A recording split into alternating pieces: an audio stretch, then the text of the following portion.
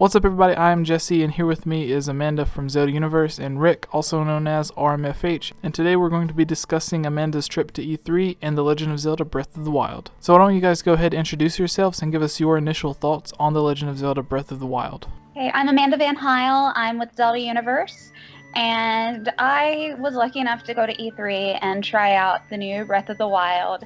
And I will tell you, I was blown away. I really enjoyed it. I'm really curious to see what direction it's going.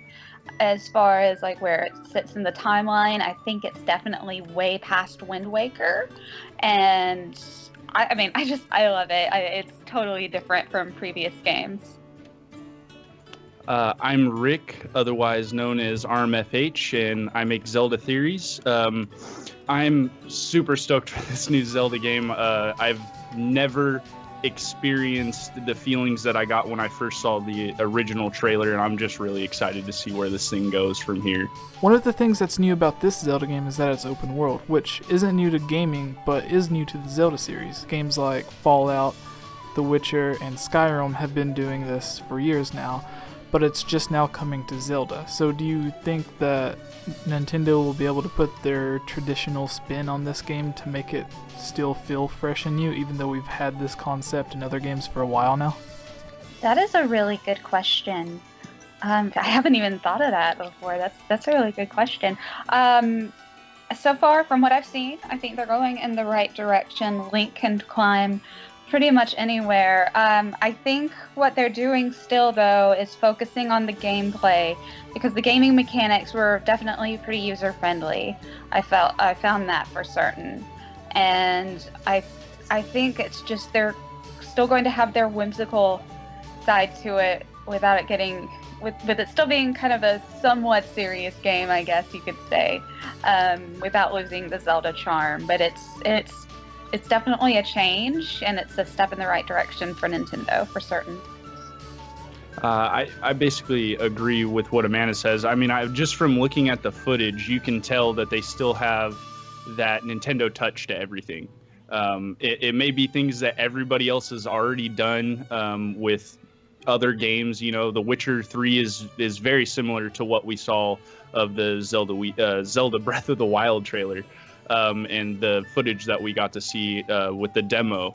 But Nintendo always tries to put that little touch that they always have on all of their games. So I think we're going to see just little tweaks here and there that makes it that much different than previous games we've seen in the past. And that's what I have so much respect for Nintendo, is that they don't just do what sells or whatever is going to be the big money maker, or let's make this just big and flashy. They still keep with their own brand. They put themselves into it, and they make it their own, and they don't give in to what the others are just like, no, we have to have the first person shooter version of everything, Call of Duty 4.5, yeah. And I really respect that, because they have a style and they maintain it. Yeah, I definitely think Nintendo will be able to put their own spin on this.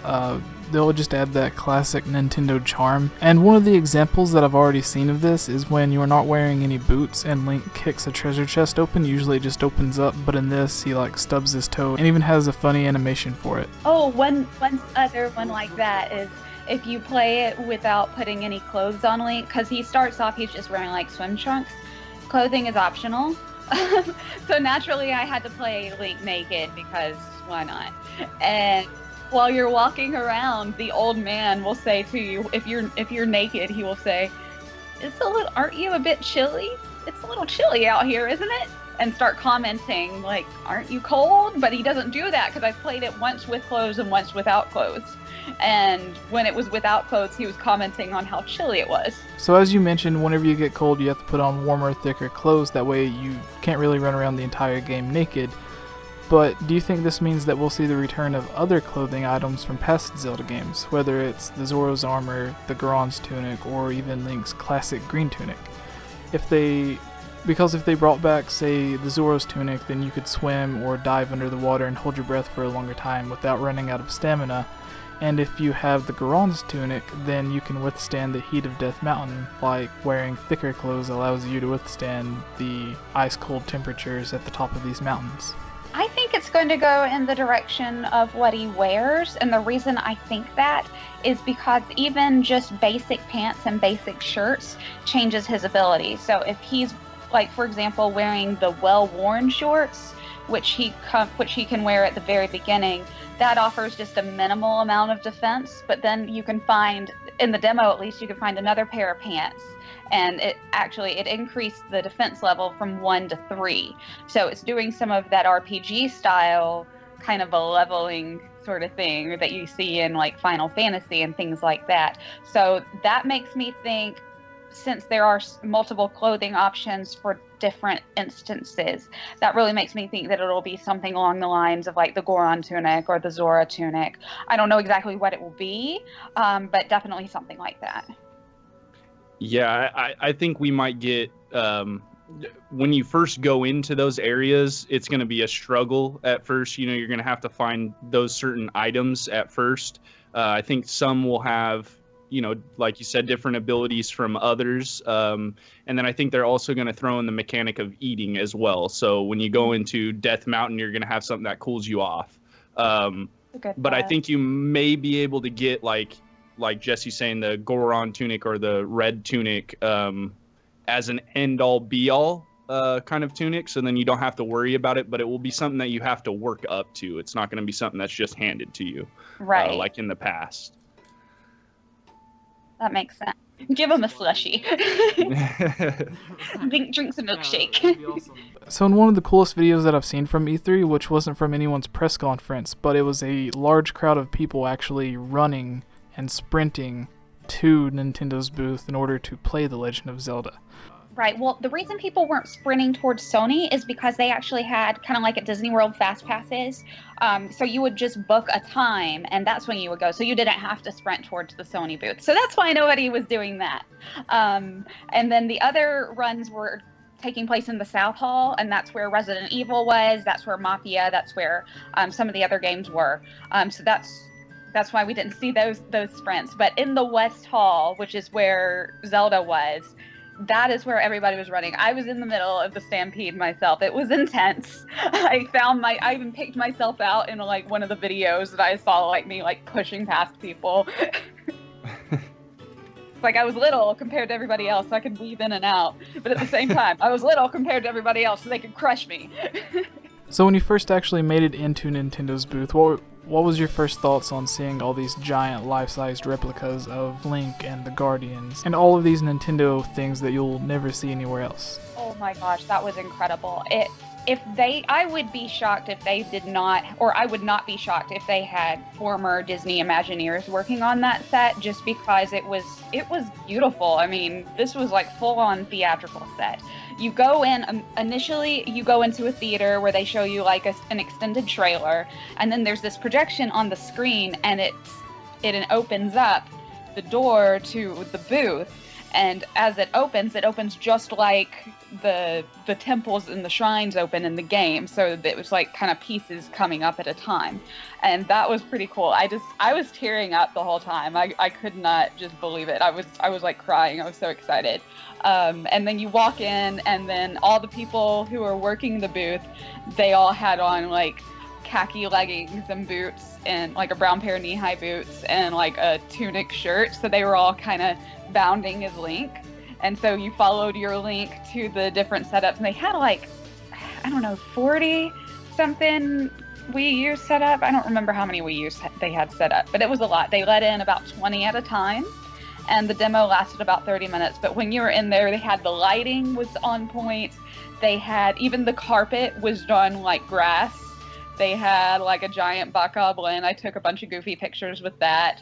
They had like this giant stove that was like stuff cooking on it, and every now and then it would start moving. And they had like the sounds going in there. It was, oh gosh, it was so gorgeous. So in past interviews, Nintendo's mentioned that one of the things that they want to start getting into was theme parks. Do you think these giant replicas and all of these extravagant things that they had at E3 this year could be an example of what you could expect to see at one of their Nintendo-themed theme parks? Oh, I hope so, because this looks fantastic. I mean, like I was saying, it definitely looked like somebody from Disney had worked on it. It was that spot on. It had that, it was really immersive, and that's, I know what they were going for, is full immersion. When you went in there, you really felt like you were in Hyrule, and that was just one of the coolest experiences I've ever had. I've basically scoured through countless hours of information about that thing, but it's cool to hear somebody that has actually gone and, you know, experienced it for themselves and hear what they had to think about it. So when you actually had the chance to start playing the game, was there any information that one of the representatives may have given you that isn't obvious within the game? Anything that has to do with the story or certain items? Not so much like specifics. It was just, I was amazed at how much exploration there really was. I knew it was going to be open world, but I didn't realize you could climb. And when I say anything, you can climb anything. That also has its disadvantages. Like, you can climb a boulder, but when you climb a boulder, that boulder will start rolling with you on it, and that will kill you. So that's the thing. So the first time I played the demo, I just climbed everywhere because I just wanted to see where all he could go, and then I would like jump off something and see like how far he could go without dying and all that. I just thought that would be the perfect way to first introduce Pokemon. You walk up to it and it's like a big boulder blocking the That would be funny. Well, there is like a rock monster. I don't exactly know what the boss is, but he's like a mini boss, and he's like made out of boulders. So I don't know. I hope they'll put some Gorons in there. That would be cute. I saw they were having Koroks, and so they need more characters back. Yeah, so speaking of the Koroks, obviously they are from the Wind Waker, where we also see the Zora have evolved into the Rito tribe. Do you think in this game that we may be seeing a return of the Zora, since they haven't been in that many games? And with them in this game, since there's so many huge bodies of water, there's so many creeks and rivers and lakes that they could be living in. Do you think we'll see their return, or do you think we'll see some form of the Rito tribe return? I think it would be really cool if the Zoras were to return. I guess it really depends on where along in the line in the timeline it fits. I'm gonna say that the Ritu are going to be the ones there, simply because it seemed like it's far enough past Wind Waker, since there's actual land and there's actual like volcanoes and things like that, whereas Wind Waker, it was definitely more water all over the place. So I guess it was recently flooded. So that tells me that while there could be some Zoras, I'm wondering if maybe they've just long gone extinct and completely evolved into the Ritu. I still don't quite know how that happened. The planet flooded, or the world flooded, and they're water creatures, so they evolved into birds. Yeah, you would think. You'd think so. So I don't quite get that.